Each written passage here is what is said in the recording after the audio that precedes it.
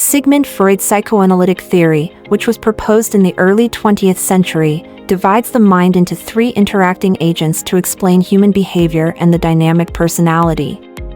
The three parts are id, ego, and superego. Let's talk about id. It is the most primal part of personality according to Freud, present from birth. It operates on the pleasure principle, seeking immediate gratification of desires.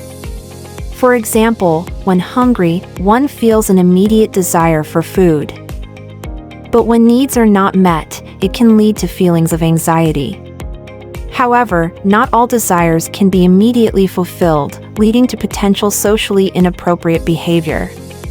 Therefore, there's a need for another aspect of personality to moderate these primitive demands, which Freud termed the ego. So what is ego? The ego, as described by Freud, mediates between the id's desires and the demands of reality. It is like a middle manager in our minds. It helps balance what we want with what's realistic. It's shaped by our experiences and society's rules.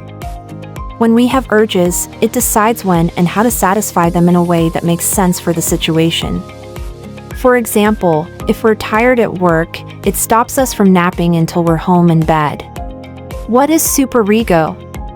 The superego is like a moral compass in our minds. It's made up of all the rules and values we learn from our parents and society. It starts to develop around age 3 to 5.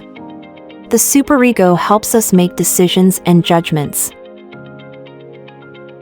It has two parts: conscious and ego ideal.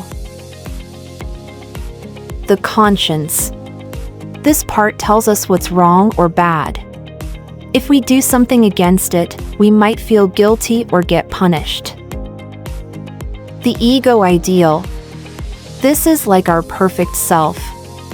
It's what we strive to be like in terms of behavior and how we treat others. Let's take a look at the example of id, ego, and superego for better understanding. Being stuck in traffic. The id, I want to get home quickly, this is frustrating. The superego, I should be patient and calm and not get angry or aggressive towards other drivers. The ego, I can acknowledge my frustration and find ways to cope with it, such as listening to music or taking deep breaths while driving safely and courteously.